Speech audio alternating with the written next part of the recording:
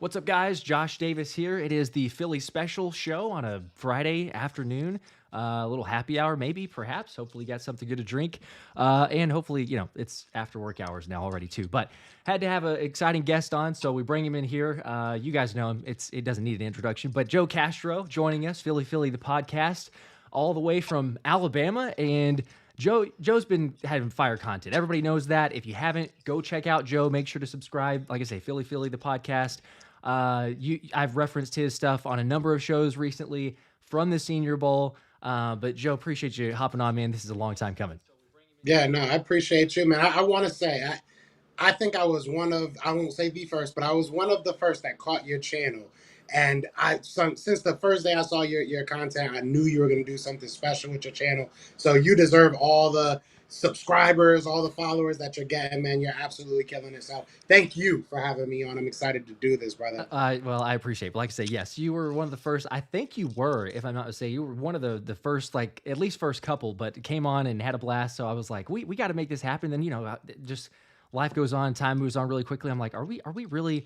I wish we were still going, obviously, but are we really at the Senior Bowl now? Because it's like, this is ridiculous. You fast forward like a year from then. So, but this is great. And you've been in Alabama. Like I say, we were talking pre-show here of how ridiculous it is. You mentioned to me how it's like 3 times the amount of people with credentials. So, I mean, you gotta like be using some elbows, getting in there for some interviews, and you're getting those, which is awesome, which is why I wanted to have you on here, break it down for us. Just overall, I guess, to start out, what are the just main takeaways? That's very broad, I know, but just main takeaways for you from the Senior Bowl, what you seen? I'll say right off the bat, this is probably the most, if not one of, if not the most talented Senior Bowl rosters we've ever seen. Obviously, you have the addition of the juniors, but take away the juniors, you still got some guys that are first, second round picks in the Senior Bowl, and a lot of good talent in the Senior Bowl. So we'll start there. But secondly, you look at this, you look at the players out here, and you look at the guys that are able to kind of show what they are. It's actually a really nice mixture. I know I say that there's some really, really good players, but there's also some mid-round guys that I think people weren't really necessarily talking about prior to. You got guys that just, I don't want to just name a bunch of people. I know you probably want to get to that too, but there's a lot of guys that I had no idea. I'm going to be 100%. And I love the draft. I had no idea they were as good as they are. So I'm excited to see them Saturday and get to go out there and play. Obviously, some of the bigger names aren't going to be out there, like a Jackson Powers Johnson. Latu isn't going to be out there. A couple other guys aren't going to be out there, but we will see some good players out there. So I'm excited for that. I will also say any content creators, anybody that follows the draft that wants to make their way down the Senior Bowl, it is totally worth it, even without your credentials. It is an amazing production that they put on, I guess, for lack of better terms. Very good to be able to see these players, very close to these players. They also have Mardi Gras out here today, so it's There you absolutely go. crazy. But no, it's been a blast, and it's been exciting to be able to, like you said, kind of fight through the crowds and get some of the guys that I think the Eagles will definitely like. And obviously, we heard some guys already talking to the Eagles. Yes. Yep. I'm like I say, I'm excited. I would love to still be going on. I know everybody would love to still be going, obviously, with the Super Bowl coming up. But yeah, it is still to a certain extent with all the struggles and the cataclysmic fall off a cliff, however you want to call it, that we ended the season. To right the ship, and it starts with in Alabama. It starts in Mobile, Alabama, and working our way up to the draft. Also, too, by the way, real quick, got to mention this, but I've got a link in the description to support Joe. Again, I cannot emphasize this enough. Incredible content. He's going to be at the combine, going to be at the draft. The link is in the description. It's a GoFundMe, however you want to give. I already did that, but please go do that. It helps a ton. You guys know, I mean, Eagles community, Eagles content creators, we support our own, but as much as Joe's doing, please, if you can, go donate. Even if it's $1, it helps. But yes, have to get that quick PSA in there. So, but yes, and also shout out to the comments here. Everybody checking in. Antonio Holmes says Castro. Teresa says Josh and Philly. Hey guys, what's up? William, how's it going? Cool Rains. Hi Josh and Joe. We appreciate you guys joining again on a Friday afternoon hangout, evening, I guess, depending on where you're at, time zone. But yeah, you mentioned several of those names.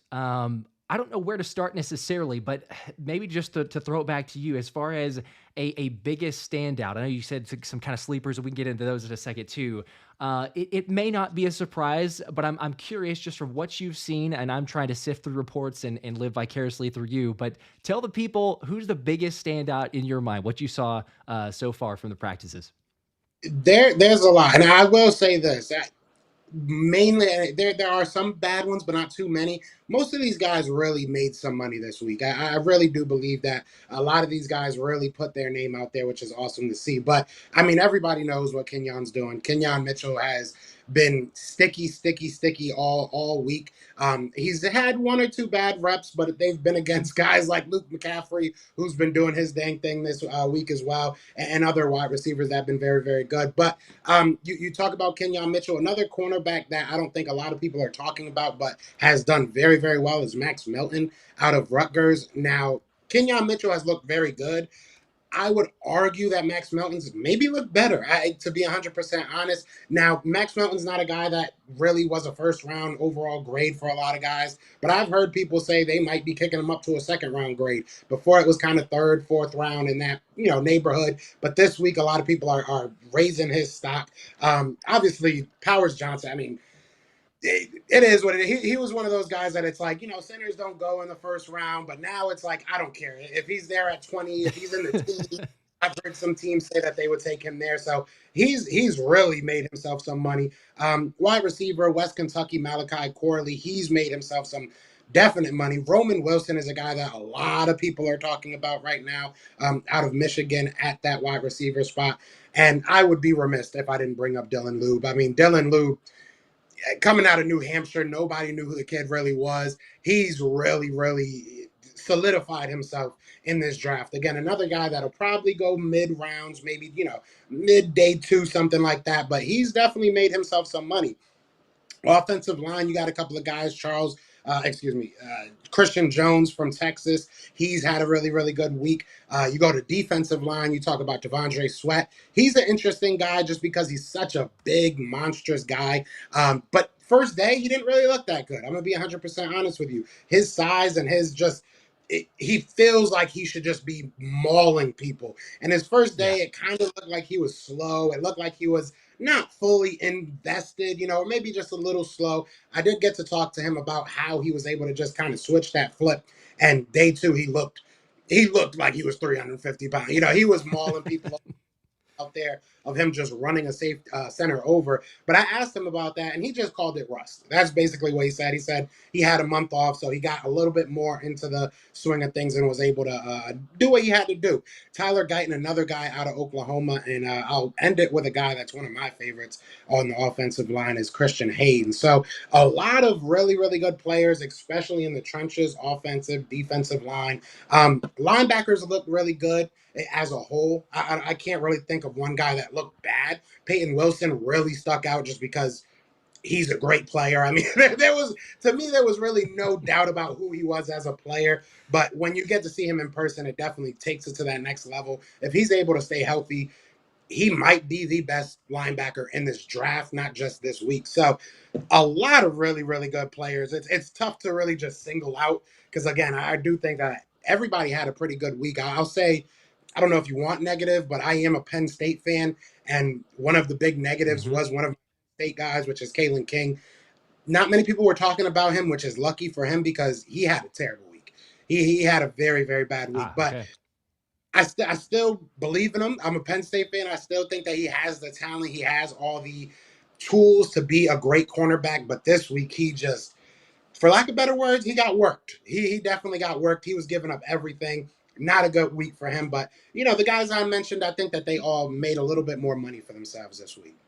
Okay. Okay. Well, that's again, it's maybe not the worst thing when you're not being talked about if you're not having a good week. So to your point Yeah. there, it works in his favor in that sense. But yeah, like I say, there's so many names, so many guys to break down, and appreciate you again.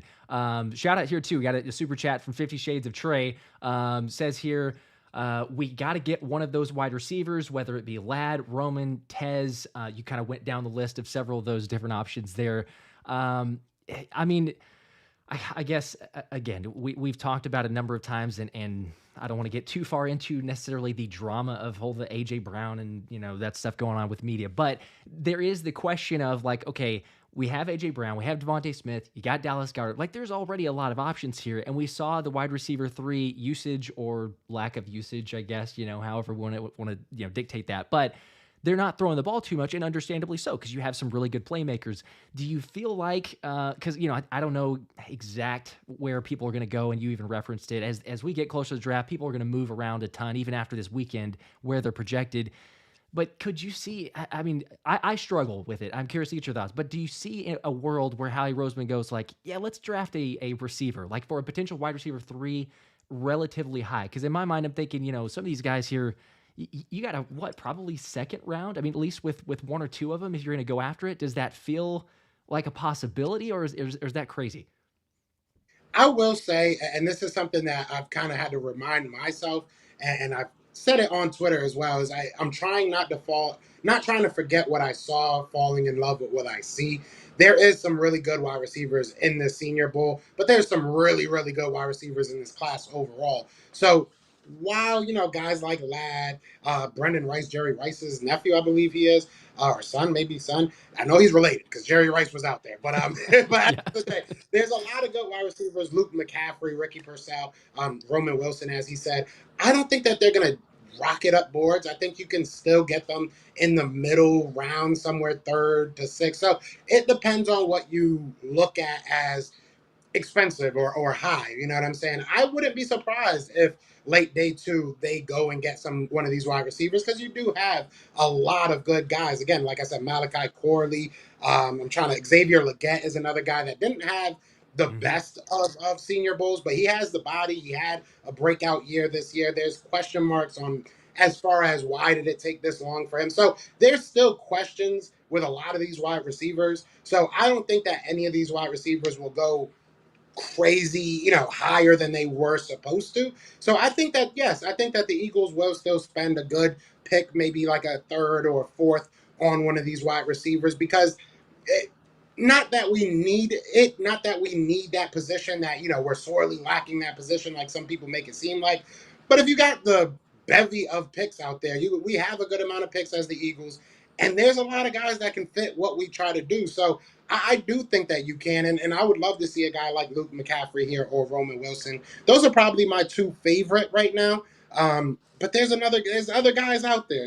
I could literally go through the list of wide receivers and tell you what's good about them, right? But yeah, I think that there is one or two, maybe three or four guys on this Senior Bowl roster that make a lot of sense for the Eagles. Round like after round three. I'm not saying round one or any of our round two picks, but after round three, I think that it makes sense to go ahead and invest in one of these guys. And that whole AJ Brown thing is just so overblown. So it's Gosh, yeah. so weird. I was able to talk to a lot of people out there. There was a lot of, Eagle scouts, Eagles media, stuff like that out there. So I was blessed enough to speak to a lot of them. And I wanted to ask them that. And I was like, what's going on? Why is this, becoming even a thing? And everybody told me it's not. I don't know where this is coming from. It just seems like somebody gave out their opinion and everybody ran with it as a rumor. So we'll see. I mean, it is what it is. It's not surprising. It's good to hear it from you, though. Again, from straight from the source. Not too surprising, like you say. Again, there's nothing really going on there. But again, it's like, okay, you got to have. We feel like we have to have something to talk about, but that's not what we should be talking about. I understand when we want to, hey, what should we do? Like, let's talk about a million hypotheticals from now until draft time. Let's talk about a million hypotheticals of who we could draft. Let's not try to stir up controversy for our best receiver or one of our best pure football players on the team. That to me is ridiculous. So And it's I will say, if you want to talk about a position that you should be looking at replacing one of our starters, it might be tight end. If I'm being 100% honest with you, I'm not yeah. saying that in this group are, round one, round two worthy, all of them. But you got some really, really good tight ends in this group, and you can get a guy in the fifth, sixth, seventh round that could be a starter next year. Maybe not, full time taking over for Dallas Goddard, but you get yourself a Brevin Spain Ford in the last rounds. You got yourself a guy that can grow with your team. You get yourself a Theo Johnson. You got a guy that can grow with your team. You got a Jared Wiley. You got a guy that can grow with your team. You got some players that can definitely step in and be a big impact in that tight end group. And that was one thing I kind of wanted to get to our fans, because I don't think that they realize how deep this tight end group really is. Maybe not as top heavy as some other drafts, but I really, really do like the tight end group that they had at the Senior Bowl and in the draft in general, to be honest. Yeah, that's a good point. That's interesting that you bring that up. I think people don't realize, or maybe I didn't realize it whenever I first saw it, but I mean, Goddard is older now than Ertz was whenever we drafted Goddard. So it's like as much as I think still there's a lot that could be used with Goddard, and he's maybe underutilized at times. But still, to your point, how he's thinking ahead. Who do you replace? Who do you get as the potential next up and comer? It'll be interesting to see. I guess on that note too, you did mention a couple linemen earlier, and Tyler Guyton, saw an interview there. It was really cool to get an interview with Guyton. But he mentioned that Lane Johnson is his mentor, and he's kind of like a big brother to him. The idea of an Oklahoma right tackle just seems to fit perfectly, regardless of the Lane Johnson connection.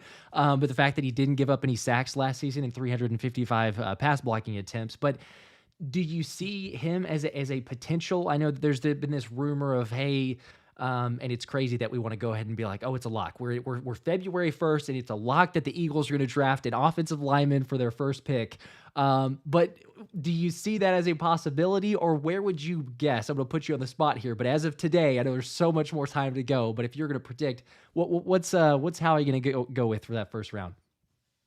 If you're gonna go offensive line, I like Tyler Guyton, but he wouldn't be my offensive lineman that I would go in the first. I would definitely go with Powers Johnson. If we're just talking about right now what I saw, but I do like Guyton. I think that Guyton looked really good. He's a really good pass protector, but he's like 6'8", and let me make sure before I say that, because I have the paper right in front of me. So Yeah, yeah. measured in at 6'7", 328. So he's got size on him, and you can tell that he's a lot taller than a lot of players, because it's harder for him to get his hand placement right. And he did very well. Don't get me wrong. I don't want to, make it seem like he was trash at the Senior Bowl. He did very well at the Senior Bowl, but you could see that awkwardness. You could see that hand placement, mistakes, and not being able to get under other people's pads. You can see that. So I'm not saying he's not good. I'm not saying that he doesn't deserve to be on this Eagles team, but I don't know if I'm all the way in on him, and especially at that first round pick. But Jackson Powers Johnson, I would take him. I would take him at 22. You want to move back a couple picks, I would take him. I just think that he fits what we want to do, what we are already. So, I mean, another guy, maybe not a first round guy, but Talise Fuaga from Oregon State. I talked to Latu, and Latu, which surprisingly, because he kind of got beat by other people, but surprisingly, Latu said that Fuaga was the best guy that he played against. That's big, big praise. I mean, Latu's probably going to be a top 15 pick. So, maybe he's somebody that starts to get a little bit more traction. Jordan Morgan is another guy on the offensive line that could be in the first round discussion. He has shorter arms, so that might, people might want to kick him into the inside at guard. But if I'm the Eagles, if I'm Howie Roseman, I'm probably going defensive line with that first round pick. I'm going to be 100% honest with you. There's going to be so many good edge rushers at that position that, didn't even go to the Senior Bowl, if I'm being 100% honest. But there's so many guys, and even guys that did go to the Senior Bowl, you look at, I know this is interior, but you look at Brandon Fisk from FSU. He made himself a lot of money this week, like a lot of money. Mm-hmm. He looked good. But yeah, I talked about Latu. Gabe Hall looked really good. Dwayne Carter, he's more of a late round prospect. But Adisa, there's so many good ones on this defensive line and we're only talking about Senior Bowl. So I truly do believe that the Eagles are most likely going to go defensive line, like a defense edge position in that first round. There's just going to be so many options. And you look at the other places where people want to go, whether it be linebacker, whether it be, cornerback. It's a very, very deep room when it comes to cornerback. Linebacker, I don't know if anybody's going to get picked till the second or third round anyway, so might not make sense to go out there and just jump off a ledge and grab a linebacker. You could, though. But yeah, I think that if I'm the Eagles, I'm probably looking at that defensive line, looking at the edge, which I think is a very underrated need for the Eagles right now this year coming up. So if I had to, again, don't quote me, obviously, but if I had to say where they stand right now, I don't think it would be offensive line. I do think it would be defensive line. Okay.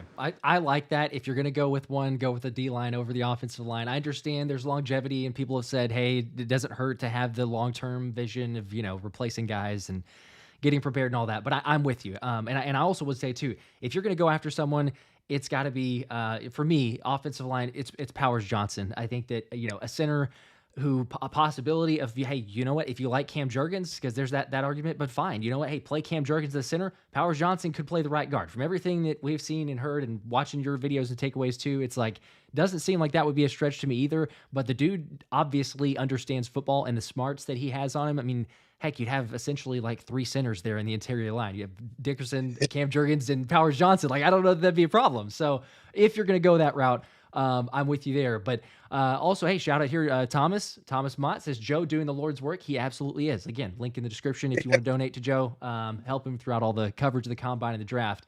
A little bit further, not to cut you off, Yeah, I'm sorry, yeah. but even Christian Haynes is another guy that can, slide in as a guard, as a center. So you don't really have to even take that position. I would love Powers Johnson. He loves the offensive line. He loves Jason Kelce. That was what he said. And he loves the tush push. So, I heard you asked him that. What do you think about that?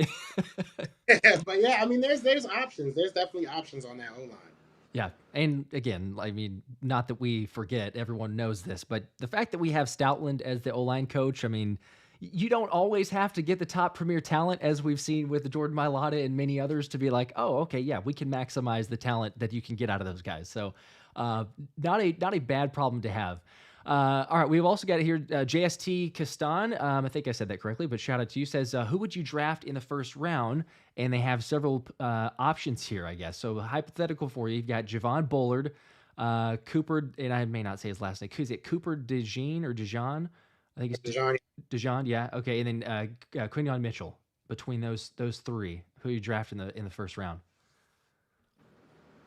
Kenyon Mitchell. I'm gonna be Yeah. real, and that's recency bias. I'm gonna be 110% honest with you.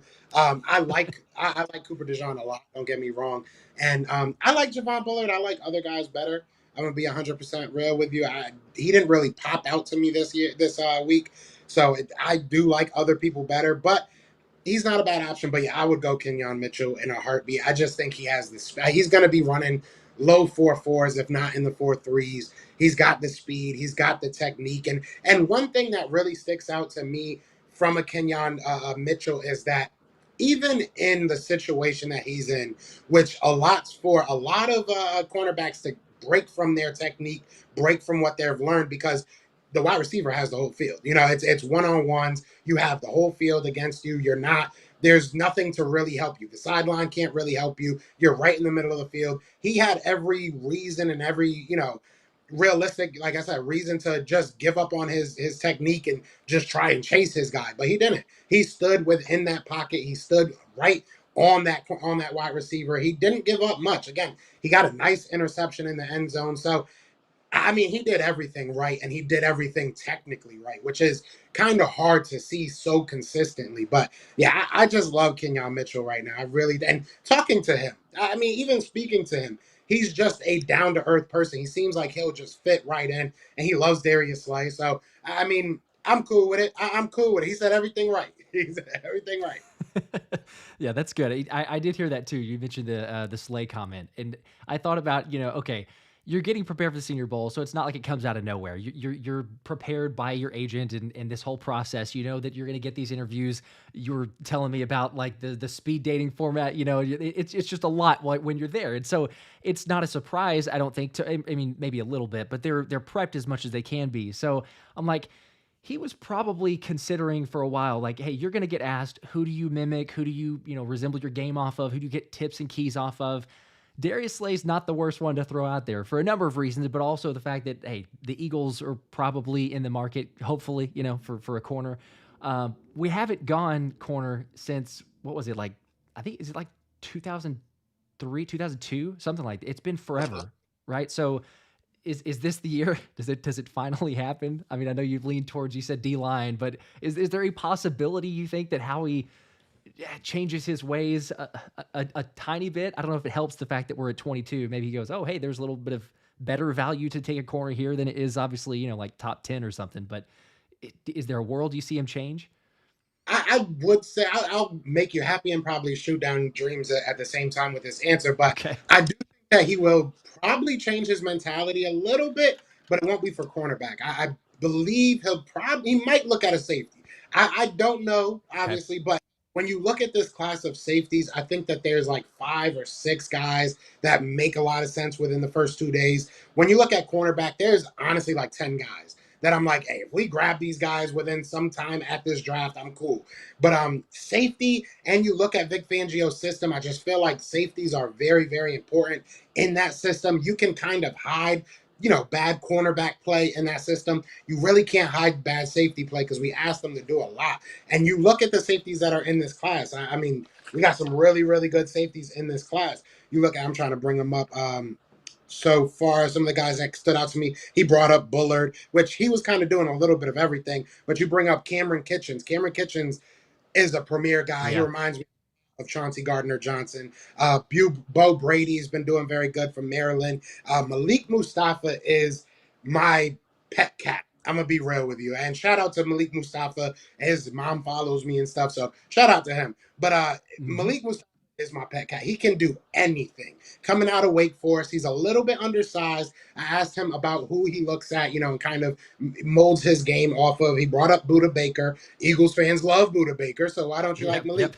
Uh, but he brought up the guys that he likes, the stuff that he's done. He's played on the D line. He's played in the box as a safety. He's played as a linebacker, as a slot cornerback. He's played everything. And I asked him what he liked to do the most, and he said, "I like to do everything the most." They have a Panther package, which basically asks him to do all that, at any given time, and it's a third down package. So they put a lot on his shoulders. They put a lot of pressure on him, and he steps up to it. So I love, love, love him. Cole Bishop is another guy that I really like from this week. But safety to me seems like if you're going to change your philosophy, go get yourself one of these top safeties. And Malik Mustafa probably isn't a top guy, maybe like mid round, maybe second, maybe at the most third, fourth, something like that. But I love Malik. I think that he brings everything you want. He's not going to cost you a premier pick. And realistically, he's just going to be a guy that you can build around. He can do whatever you need him to do. If he's not doing well at safety, bring him in the box. If he's not doing it well in the box, keep him deep. He can do everything. He's done a little bit of everything. So if you change your mentality, I would like it, honestly, to be safety because I think that that would just solidify us for a couple of years. We've never had a safety that we could say is our own, at least not since like Dawkins. That's the last guy I can really Yeah. think of that was our guy. So I think that's the road to go. Yeah, I'm with you. I know, especially just as I guess getting someone who starts here and is like you said, our guy from beginning. You could mention Malcolm Jenkins, but obviously that's not a begin and just from start to finish. So, I am hopeful that we go that route. Again, it's got to be defense in my mind. And I'll get to some of these comments here in a second. Any questions for Joe and things like that. Also, John Secunda says, "Ayo Castro, what's up, comrades?" So I appreciate that. Shout out to you. And I'd say the other area that I guess you mentioned briefly, Peyton Wilson. There's potentials for linebackers there, but where are you at with the whole linebacker philosophy for Howie Roseman? Do you see you talked about the draft class here? There's also potentials for some free agency too. Do you feel like with reading between the lines, Howie's comments on Nakobe Dean, I still think there's belief there, but there's potentials to go and upskill, hopefully, get somebody. I know that's a lot of the comments here too, but do you think that he goes draft route with a linebacker? Do you see him going free agency? And even if he does do that, like, is a semi big splash, ish? That's what I'm hoping for. But where are you at on it? I personally think that you do a little bit of both. There's some middle of the road. And I know people are going to hate to hear this, but there's some middle of the road free agents that everybody wants. Patrick Queen, everybody wants Devin White. It would be awesome if we could get one of those. But if you can go get yourself a middle of the line guy, there's some really good outside linebackers in this off ball linebackers in this draft. There's some really good interior guys. Peyton Wilson is my guy now. It's very rare. I came into this process saying that Edgerrin Cooper was my guy. That was my number Hmm. one linebacker. He's still very, very good. Don't get me wrong, but I don't know if this ever happened to you. But you see the player and you're like, dang, he looks really good. I really like how he plays. And then you hear him answer questions, and you're like, I love this guy. Like this just why can't he be an Eagle? Peyton just makes so much sense. Obviously, the injury history is going to be a little bit worrisome, Hmm. but he embraced being the green dot at the Senior Bowl. He embraced having to be as he said, the quarterback of the defense. I asked him why. People thought I was taking a shot at Howie. I wasn't, but I asked him why people were kind of mistreating the linebacker position. They were kind of trying to make it seem less important than it was. And he straight up said he's the quarterback of the defense. He's going to put everybody in the right spot. He's going to make sure everybody's where they need to be, doing what they need to be doing, and being held accountable. But he also did say that he likes to be off ball. So that there is that. Cedric Gray from North Carolina really impressed me. Again, a little bit undersized, I guess. I mean, he's like 6'1", but a little bit undersized. But he was a dog. He was an absolute dog out there. So if I'm the Eagles, again, I don't know what they're gonna do, but there's a good amount of linebackers in this draft that pair them with a free agent. I think that would be the smartest move for you. And Hmm. if you can get yourself a premier guy, you got yourself a premier guy. I'm not going to be mad at that. But at the same time, I just don't.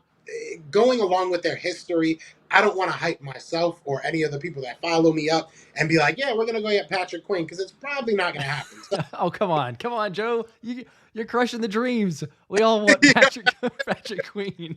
We I don't didn't care want how to jump. unrealistic it is. We want it.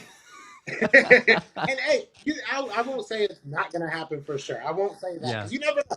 But I think that you can make it happen with the guys that you have in this draft. And like I said, maybe some of these middle of the road, for lack of better terms, linebackers that are free agents. Because there's a lot of good ones. There is. Yeah, yeah. You're right. Again, as much as we may hate it, as much as I may hate it, want to see a Patrick Queen, a Frankie Louvo's, just a bigger name signing. It doesn't feel like that's what we're going to get. But to your point, there's some potentials. It doesn't have to be Jeremiah Trotter Jr., even though that would be awesome to see Trotter on the back of a midnight green jersey again. That would be fantastic. But no, I like it. Lots of potentials there. Again, just a reminder here, I'm going to throw this up one more time because we just want to make sure to support as much as we can. But Joe Castro, all the content, he's got the GoFundMe. I've got the link in the description, so make sure to go support. He's going to be at the Combine, going to be at the draft. So much coverage that you guys see in my shows comes from Joe and the interviews and everything else. So again, can't do enough to shout out you. Let's get to let's see, super chat here. So make sure and get to this one also. Flipping the Bird 85. What's up? He says here, Cooper DeJean is a must in round 1. There you go. So see, there's the support of Cooper DeJean. He's a beast. He's a Yeah, beast. yeah. It's tough. Again, and I'm at that point right now where I'm trying to kind of scramble all of my thoughts into one, right? But yeah, I mean, there's a lot of good, and that's why I said there's so many good cornerbacks in this draft that there's probably, and I'm throwing out a number, but there's probably close to 10 guys that I could sit here and just be like, I wouldn't be mad at it. There's about 6 in the Senior Bowl alone Yeah. that I'm like, guys, hey, if we draft them, I'm not mad at it. So I definitely get it. Everybody's gonna have their pet cat. That's really what I'm noticing. A lot of these guys do similar things, though. I will say that. Like Cooper DeJean is very technical. Cooper DeJean is very athletic. But so is a guy like Max Melton. That you can get in the second round. Does he have the big name? No, he doesn't. Kenyon didn't go to a big school, but he has the talent. He showed that. So I can't say that anybody's wrong about who their top guy is. I will say I don't think Kool-Aid is going to be mentioned as much as he was before. So it's interesting how that works. Last Yeah. year it was Kaylee. Everybody thought Kaylee was the next great thing. Kool-Aid I think is better than Kaylee when he came out, but I don't think he's the top guy as much as everybody else is saying. So we'll see. Interesting. Okay. Okay. Yeah. That's a name that continues to get thrown up naturally. I mean, with an awesome name like that, it's probably going to be even extra hype. But still, like that's one of those that in a lot of shows is like, hey, we had to go get Kool-Aid. There's the potential there. Is there anything? And again, I think everybody understands this. It is so early right now. Appreciate you coming on to just give the initial thoughts, but it's impossible for anyone. I don't care if you're Daniel Jeremiah to know like, oh wow, coming in today, it's flipped the script. I know exactly who's going to be drafted. It's going to be obviously months leading up to that, so it's totally speculative. But you mentioned maybe not as much with a Kool-Aid. Is there a reason for that, and anything in particular? Why you just I guess don't feel like it's going to go quite as high there? It's there's nothing against him, and it's tough because last year with Kaylee, it was more so like you watch his technique and you watch him play, and there was a lot of flaws. There's not many flaws for Kool Aid. I will say, I just don't. I think he's great at everything, but not amazing at one thing. And I think if you look at his running mate, Terrion Arnold, I believe I'm saying his name right, the cornerback just across from him, he's just as good. If I'm being 100% honest with you, like it's tough to really say that he's the breakout guy. I like Cooper DeJean better. I like Kenyon better. I think that they just give you more athletic upside. I think that Kool-Aid can be a great special teamer. I think that he has an amazing, first name. I think he'll be a great cornerback in this league. But I think that you have more upside with other guys. And you can argue that. You can definitely argue that. And if they took him at 22, I think that would be a good spot for him. I just don't think he's one of those gotta go in the top five, gotta go in the top 10 guys. I could see him waiting till the end of the first, maybe even second round pick, depending on how people look at the upside. Because I mean, you got so many guys. You guys, like I said, I can just go through the guys in the Senior Bowl, and I mean, I kind of like Chris Abrams' Drain better than him. I do, just personally. So it's really just a personal thing, I think, at this point. I mean, there's so many guys. Yeah, yeah. There's you could take your pick at this point. I'm with you on that. Brian here says, I wonder if there's a copyright fiasco with branding for him, just because I don't, probably. I mean, hey, there's some potential there. there's there is a world, Josh, that we are waiting week one, and there's for some reason a brick wall in front of our locker room, right? And then Kool Aid busts out and just says, "Oh yeah, I'm that could telling that happen." it is total. You can't convince me it's not going to happen. That is too easy marketing and publicity right there to make it happen. So I changed my thoughts. I changed my. that's the guy. That's awesome. Well, there's a couple other two. Ryan, speaking of Ryan, he also had a comment earlier I forgot to get to, but he said, I know Sidney Brown is injured and won't return for a long time. So we were talking about safety. But he says, but I think he is the future. Would you be content with a Brown and Blankenship starting safeties? What do you think? I mean, Sidney Brown, he's going to take a little bit for the ACL. I think I'm sure that he's attacking the rehab like he attacks everything else in life. So I'm not going to say it's impossible for him to be close by opening, by the first game, but that would be ridiculous. Hopefully he is, but really you want the full health regardless of however long that takes. And then, Reed Blankenship, like there were moments, there were times, and there were some inconsistencies, but that was across the entire defense. So what do you think? Do you need someone else, or do you think that the possibility of Brown and Blankenship? I think you need someone else, and it's not even really the play. It really is that health concern for me. I mean, Reed Blankenship was in and out of the lineup all year. True. Sidney Brown, like you said, he got hurt, and we'll see what happens with that. But even outside of them, I mean, are you going to keep Bayard? Even if you do, like for how long? How much are you going to pay him? Like I'm just to the point. I need myself a safety. I need myself a guy that I can say, this is our guy. We're moving forward with him no matter what. Sidney Brown is very versatile, and I think that he will be very good for this team. But there's guys on here that can just change the outlook of your defense at the safety spot. And they're just so now, for lack of better terms, they're just exactly what the NFL is right now. So Hmm. you got to do it. You have to pull the trigger, and it doesn't have to be a first round again, like I said. But one of those first 3, 4 picks, I want to see a safety be one of those guys. Yeah, yeah. I could definitely see it. There's also too, we're talking Sidney Brown, and then you mentioned another, last year's draft class. What are we to get from a year of progression, new defensive coordinator, positional coaches? So Philly 416 here says Nolan Smith at linebacker, question mark, with thoughts there. That's there's questions, right? But is that a possibility? I've got an opinion on Nolan myself, but what do you I think? personally, all season, I felt like they were kind of holding him back because they wanted him to be an off-ball linebacker. If I'm being 100% honest, I don't think Okay. they ever looked and said, "Let's make him put his hand in the dirt every play." Hmm. So I think they've been kind of smart with him, to be honest, because they've been kind of protecting him because he's just not body wise ready yet. And yes, we've seen some good plays, we've seen some flashes, mainly because of his speed, but he's just not strong enough to continuously take on offensive linemen, in my opinion. So I think what they've done to kind of slowly bring him along is smart. I know it hurts that he's a first round pick and you're doing that, but I do think that there is a world that he is going to be an outside, off ball linebacker for the Eagles, a guy that can just rush from standing up, a guy that can kind of drop back. He has the speed to cover some guys. He's got the speed to obviously bend around the edge. So I think that that makes a lot of sense, in my opinion, to go ahead and make him an off ball linebacker and just use his versatility. Because just saying that, hey, he's a linebacker, doesn't mean he can't put his hand in the dirt, doesn't mean he can't do other things. But I think that it makes sense to kind of make that his responsibility because then you're asking him to learn the game a little bit more. And I don't think that that hurts. I think that that's a good thing, if anything. And he's a very smart guy. Very, Yeah, very smart.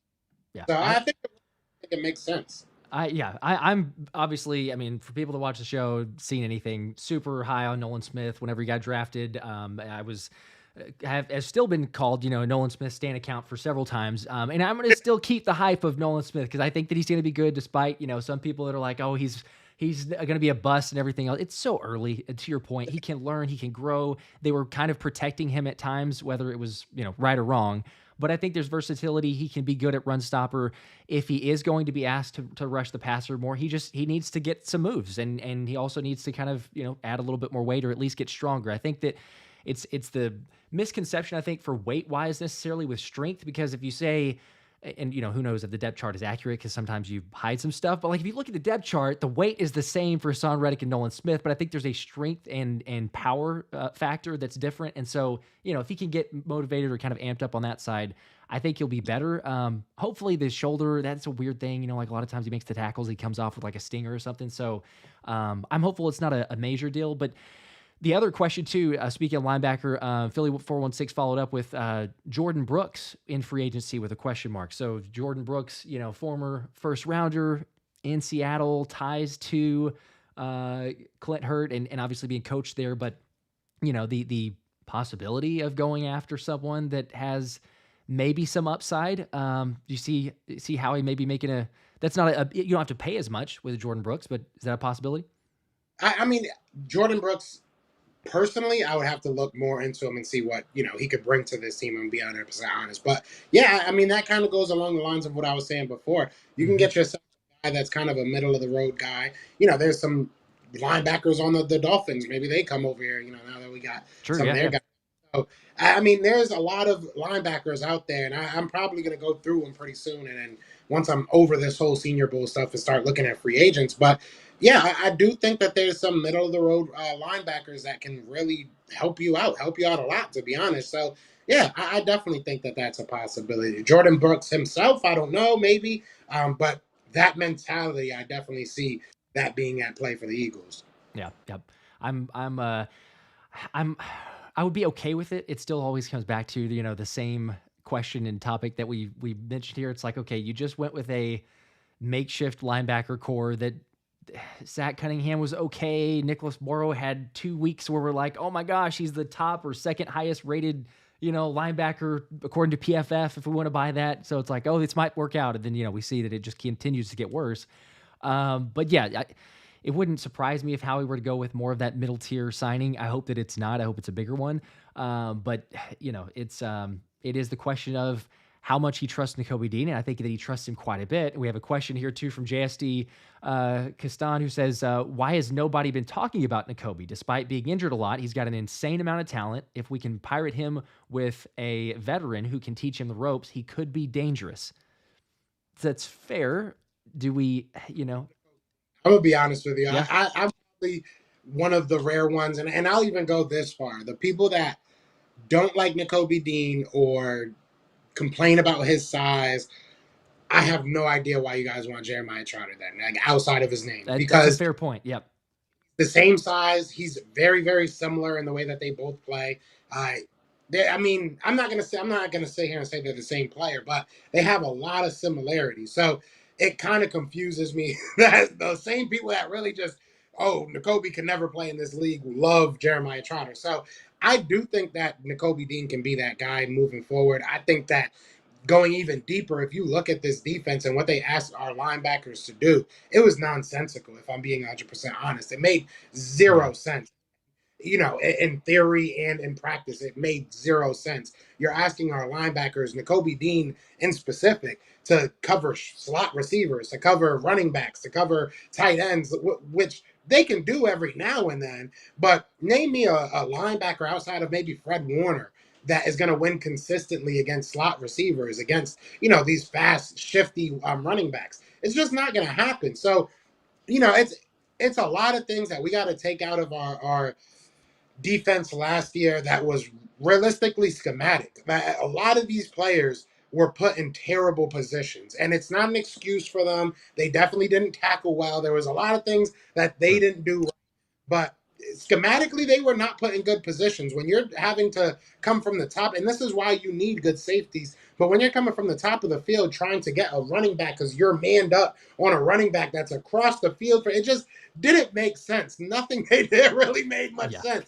So put it on any one player. So that's kind of where I am with Nakobe. I think that you got to give him a good defense. You got to give him a real defense because right now we're asking him to go out there and just saying, cover this guy and good luck. There's no real scheme to it. There's no real point to it, to be Yeah, honest. yeah. I'm with you. It's one of those where you talk about coaching and again the scheme and getting them in the right position. I think we'd all agree that we saw that for way too many times for the breakdown of the entire season. So at least, thankfully, hopefully, we got Fangio. I've talked about it in a number of my shows. There's been lots of communication, over Twitter and all that. But the idea or the hope is that again he can come here, right the ship. Recently it's strange with the positional coaches. I think we've gotten better with some of them. And I don't. I think that last season I mentioned this on the live with Thomas on Wednesday, but I was saying that whenever we made some of the hires last year, I didn't really think too much of it. It was kind of like glossed over. I was like, okay, cool. Hey, he's getting promoted, or oh, hey, we're gonna hire him. We're gonna bring in DJ Elliott from Temple. Like, sure, fine. I don't know much about him, but all right, he's gonna be okay. I would think. I would assume. But the more that we look into it, like there was a lot of inexperience. And I don't mean just like years, because some of the guys, been coaching for 20 years, but like NFL experience. And I think now you're seeing an about face of, okay, hey, Fangio's coming in here and we're hiring positional coaches who have that NFL experience. I think that it makes a drastic difference and maybe more than people want to account for because, I mean, case in point, look at Denard Wilson, right? Like we messed up there. There's, potential of, hey, could we have promoted him to a defensive coordinator? But regardless, I mean, he's got James Bradbury playing at an all-pro level, and we saw what he did this season. And then, he goes to Baltimore, and Kyle Hamilton was good already, sure, but like he gets him to an all-pro level, and he takes that defense to the next step. So I think to say it's all on a defensive coordinator is a little bit, I don't know, ignorant maybe, or just kind of being naive to the fact that there's a lot that goes on in those positional meetings and also in the fundamentals. And like you referenced there, I mean, we didn't see that all season long. So Desai deserves blame, Patricia deserves blame, but I think, maybe not as much, but very close to it, the positional coaching. So I'm curious to see linebackers coach, who we might go with. Do you have a favorite? I don't know if you looked into it much, but Mike Caldwell has reportedly going to be interviewed Joe Barry, also a Vic Fangio disciple, potential for linebacker. Do you have a favorite? Do you think one of those can kind of help right the ship, get Nakobe Dean more confident, put him in the right places, or just kind of work on those fundamentals? I would go with Joe Barry. Personally, Mike Caldwell's cool too. I really wouldn't mind either. I'm going to be 1,000% honest with you. I am no guru when it comes to linebackers coaches, so get who you trust. But yeah, I like him just because he was with Vic Fangio. So I mean, that's as long as you feel comfortable with him. The biggest thing with me is I don't feel like Sean Desai. I don't even want to say like, but I don't think that any of these guys had beers after practice. You know what I mean? Like, I don't think Yeah. that Sean Desai was the most loved defensive coordinator, and I don't think any of his positional coaches really rocked with him, and I don't think a lot of people believed in this defense. So I think that as long as it's a guy that he has trust in, that he's done the position before, he knows what he's doing. I'm cool with it. I am cool with it. You won't hear much complaints out of me unless we start losing. That's it. That's the truth. The end justifies the mean. It's even Exactly. though Jalen has said it, ad nauseum this season, but winning is the only thing that matters. That's what it is. So I agree with you. I'm not everybody knows this, but I'm not X and O's guru expert either. But I'm just saying from an experience standpoint, please let's get somebody who's been there, done that, can teach the Fangio scheme. You mentioned even some Miami players potential. If you get a familiarity there, Andrew Van Ginkel maybe, possibility to come over being a free agent. But we'll see. Talk about the draft, though, too. Taking it back here. 50 Shades of Trey. Appreciate the $5 super chat. Said, did a 3-round mock draft on PFF and got at 22 was Kenyon Mitchell. At 50 was Kitchens. 54 was Cooper. And 97 was Javon Baker. It's not too bad of a draft. You're walking away with a haul right there. Javon Baker, the wide receiver, I'm assuming he's saying, right? I believe so. I believe that's the wide receiver.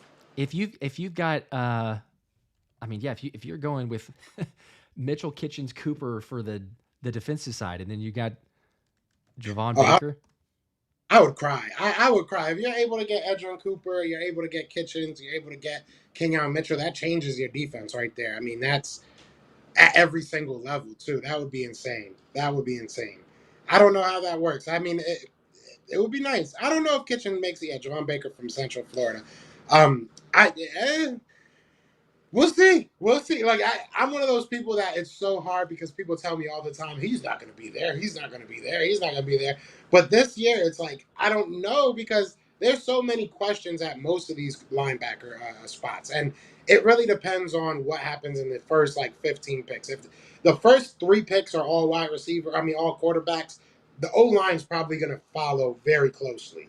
So you're probably going to see groups. I mean, you sometimes see that in the draft. But I think this year, especially, you're going to see groups of positional players going at once because there are so many top guys. You know what I mean? So they're going to try and get there and then move to the next group, then move to the next group. So it really depends on what happens in that first 15. If you get Edgerrin Cooper that somehow jumps all the way into top 15, you could be seeing these linebackers going way earlier. Peyton Willis in the 20s.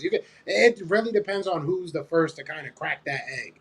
Once that egg's cracked, the yolk's going to be running all over the place. I mean, that's really how it's going to, because there's so many good positional groups, so many good players that once somebody says, all right, we're going safety, everybody else is going to be, all right, get your safety now, safety now. Get mad out. So it's wide open. Yeah, it's the same deal as like everybody's done fantasy football drafts in the same deal. It's like as soon as someone starts taking a tight end, or as soon as the defenses start coming off the board, it's the exact same part. So yeah, as soon as you start seeing the run on it, then teams are going to either trade up or go do stuff. I got to ask you about trades though. Howie loves to make trades. Everybody knows that during the draft. He's super active, which is fun and great at times. But if you're Howie Roseman, do you feel like he's gonna? A lot of times he doesn't stay put, especially in the first round. But it's at 22 is an interesting spot. Do you feel like he's more likely to trade up, or is he more likely to trade back in this scenario? Given what we know about the roster, I know it's a total hypothetical, but that's the game we're playing for the next 3 months. But given the roster, the struggles, where players projected will fall as of right now, do you feel like it's more likely trade up, get somebody, or he's going to trade back? I would say trade back. I think that there's going to be question marks. I do think that there's probably going to be 2 or 3 quarterbacks that go early, right? And then you look at guys like Michael Penix. Where does he go? If he's still there at 22, I think that there'll be a team that would want to call us and be like, hey, what's up? Can we come get him? You look at some of these offensive linemen, Jordan Morgan, kind of like a fringe guy. If he's still there, people might be calling us saying, hey, what's up? Can we come up? Tyler Guyton, another one. If we're not in love with these guys, I could see teams calling us. The centers, you know what I'm saying? You look at Jackson Powers Johnson. I think it would be a dagger to a lot of Eagles fans' heart at this point if we were to trade that pick so that somebody could take JPJ. But it could happen. Somebody could call us. Like you said, 22 is a very interesting spot because you're not going to lose on everything. You're not going to lose out on everything. You're going to lose a player, obviously, but you won't lose out on everything. So if you have your heart set on saying, we're going to go get us a defensive lineman, we know JPJ's right here, you want him, what are you willing to give us, whether it be in this draft, whether it be players, whatever it may be. I think that they'll be open to moving down because I do think throughout the draft, there's a lot of good players. So we'll see what happens with that. But I think that moving down is probably almost always his go-to, to be honest with you. But Yeah. I think especially this year, it makes sense for him. Yeah, yeah. It's he's got the he definitely doesn't want to have buyer's remorse, and maybe we've had that at times. I'm not going to bring up any names or past drafts, but I did a short on that. But like he gets excited, we all get excited. You want to go get a player. Even last year, which was crazy, I didn't think we were going to get Jalen Carter, and there you go, sits there at 9, trades up to get him on that side. So it'll feel a little bit different, not gonna lie, because you come off of a season where you were in the Super Bowl and have a top 10 pick and get Jalen Carter and all of a sudden. So I don't know if it'll be like, is it going to be a quiet draft? We wait, or is he going to pounce on somebody? I'm very excited. We have a long ways to go here, but Ryan, appreciate the super chat. 5 bomb here says, if you can afford it, help these guys out, y'all. Well, appreciate that very much. You guys are the best. This is what we do for you. Again, also support to Joe. If you have not, I've got the link in the description, but Joe is going to be traveling all over the place. And you guys know, I mean, traveling's not cheap, whether it's vacation or work. And for this purpose, it's work. So go support Joe. Yeah, there'll be more to do in other places than mobile. Mobile is just it's only work. That is all that it is. It's work, yeah. and the only other enjoyment is the Whataburger. I see the Whataburger cup that you got. Oh, Whataburger. I had to talk my girl into it. I was like, baby, you do not know. Whataburger is so good. Oh And my gosh. I got her on the spicy ketchup and everything. We good. Oh, yes, yes. That is exactly the Whataburger baptism right there. I love that. Shout out to Chris, too. Chris Stoffer says, good show. Hey, we appreciate that. Appreciate you tuning in and joining. Means a lot. Wow, all right. Hey, 20 bomb. 20 super chat from Air Force Reserve Sergeant Walker. Appreciate your service there. And also says, pair character dancing under a rain of confetti and taking his hat off to say, you are amazing. I'm not sure. It's like a sticker that they could put on YouTube. Oh, and it's only coming up as a comment. Okay, well, that's interesting. I'm reading this like, what is this quote here? I'm thinking some player said this. Well, hey, appreciate okay, I see the super sticker. All right, I'm sorry. I butchered that. So it says super sticker in big, bold, like words, but it doesn't actually show it to me in the image. So there you go. I guess it's a proof point that I might read anything that someone puts up here. So, but thank you. We appreciate that you said you're amazing. That is great. Okay, let's move on from that. You mentioned it a second ago. Peyton Wilson, interviewing him.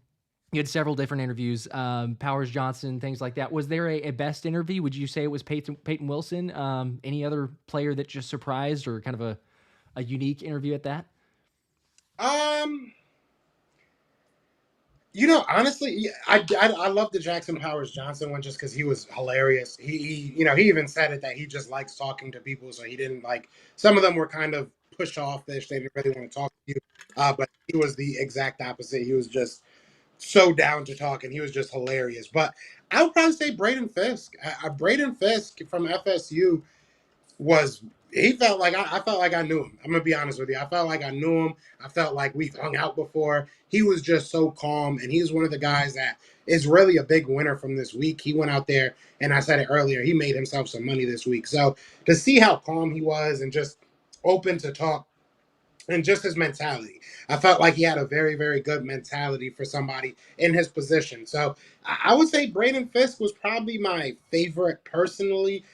Just having that vibe. You talk to somebody and it just feels right.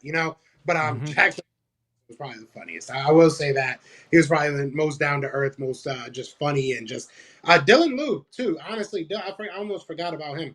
Dylan Lube is a man. He is a grown man. He looks a lot older than he is, and when he speaks, you can tell that he is just very mature.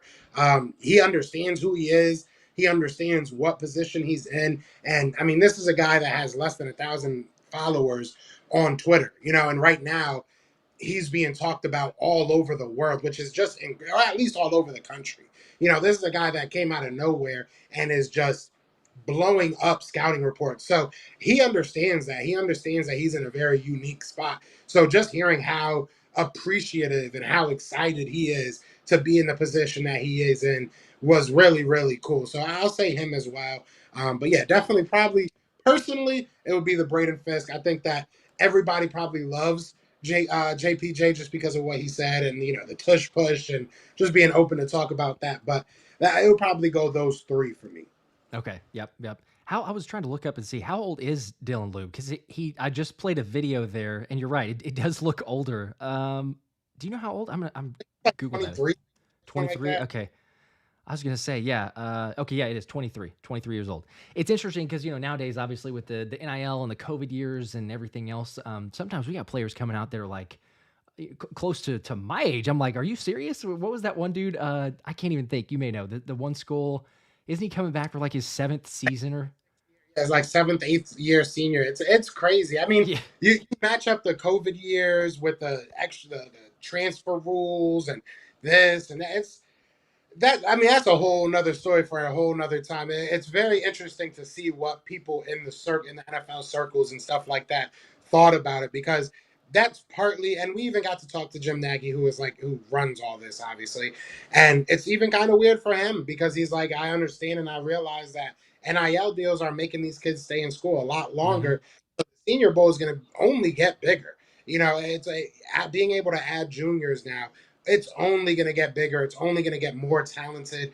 So it's weird because all these guys are grown men, right? These are all grown men. yeah, But it's also really awesome because they deserve it, man. They've been working for so long, and before, say 5, 6 years ago, even though the Senior Bowl was still, going back then, it's been going forever. But uh, you go 5, 6 years ago, a 23-year-old, a 24-year-old would be, ew. I don't want that. You know what I'm saying? Now you're yeah, getting kids are ready. They're ready. They're ready to handle money.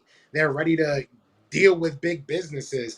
And I think that's something that a lot of people don't look at. A lot of times you got a 20-year-old kid coming into the NFL getting $15 million in his first year. That's tough for kids to handle. That's tough for somebody that came from nothing to handle. So it's good and it's bad, obviously for some reasons, but for the most part, I truly do believe it's a good thing that, these kids are going to be out the Senior Bowl as often as they are, and how good the Senior Bowl is going to get, how many people we're just going to have at that 23, 24-year-old range. yeah, yeah. Definitely shaking up the landscape. That's for sure. And it's crazy when you think about it too. That like Sidney Brown is going to turn 24 in March, but then you've got Akila Ringo who turned 21.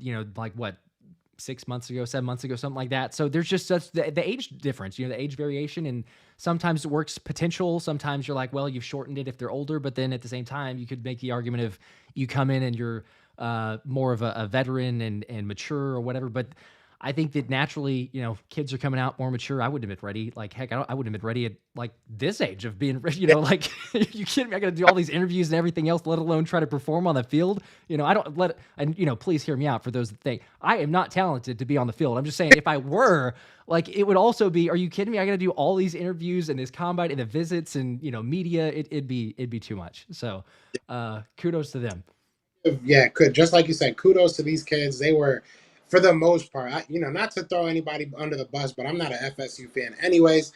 But Johnny Wilson didn't even want to talk to anybody. I mean, these guys, he literally Yeah. told us he didn't. So, there's definitely kids out there that just didn't even want to talk. So it makes you appreciate the guy that are like, yeah, no, come. What do you want to talk about? Latu. I mean, again, he didn't. He has nothing to prove. Jackson Powers Johnson really has not much to prove, if anything. And they were some of the most open people. They were some of the most ready to talk and willing to talk and give you the answers you want. So, yeah, shout out to all these kids. Definitely go check out the Twitter because I have some really good interviews out there. But it's hard to just like remember every single one because there were so many good ones. Yeah, yeah.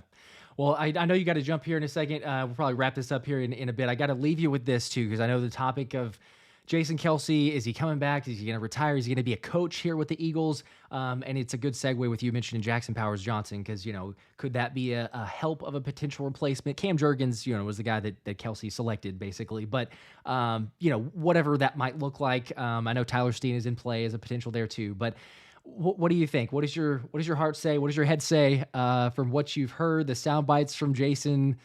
Is he gonna come back? He's at the Pro Bowl. Maybe you just make him a long snapper. He could still do that. But what what do you think about Kels? long as we tell him aim at the number, not the hole. Aim at the number. Yeah, don't go But for number 5. Jason, man, I love that man to death. I'd pray that he comes back. I'm gonna be honest with you. There's the my heart says that I want him back, and I hope that he does come back. My head says might be time to just rip that band-aid off and move on. Um, Whatever he does, I'll tell you this much. I am gonna probably cry. I'm gonna be real with you. I'm gonna probably be very, very emotional no matter what he does. I do think that it's over for him. I think that he has a family. He has, he has other things to do. He's got the podcast. So I think that he's just got life outside of football already set up. So in my mind, I do think that he's done. But again, I'm gonna be emotional. I'm gonna be sad or happy either way. So he's done everything he could for us. There's not much else he could do for us. But if he does come back, awesome. But I do think, I don't even want to say it. I don't even want to say it, Josh. I know. Man. I know. I'm getting you emotional there too. I understand it. If he were to be gone, it kind of feels like he is. I just keep clinging on to, and I understand people that are thinking the exact same thing. But like whenever he says or has sound bites of anything that I could be like, well, see, hey, but wait, that might be him coming back. He may consider it. It's like I try to hold on to it, but I'm with you in the thinking that there may be maybe nothing we could do, unfortunately. So we'll see. We'll see.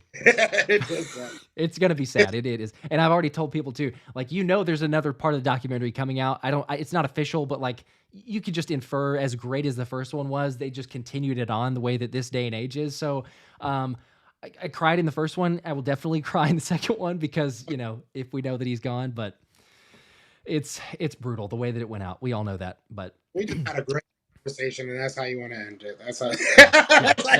I know. I shouldn't have gone there. I had to because I really was hoping that you would tell me like, yes, I actually think that he's gonna come back. I keep asking people this, and I get the same answer. So it's negative. I appreciate you for keeping it real though, not getting my hopes up for needlessly. So cool. Well, hey man, I appreciate you jumping on. This is a blast as always to get together. Been a long time coming. Like I say. Appreciate all the content that you got. You guys know I use it a ton in the shows.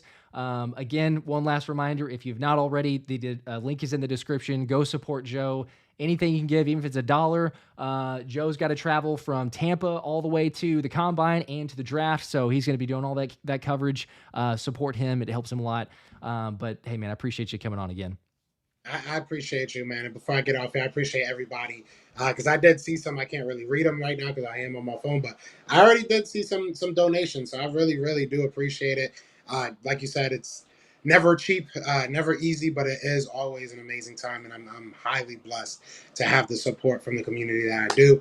And now that you're done supporting me, guys, make sure that y'all stay locked in with my guy Josh, man. One of the best, if not the best, to do it out here. So I appreciate the invite, brother.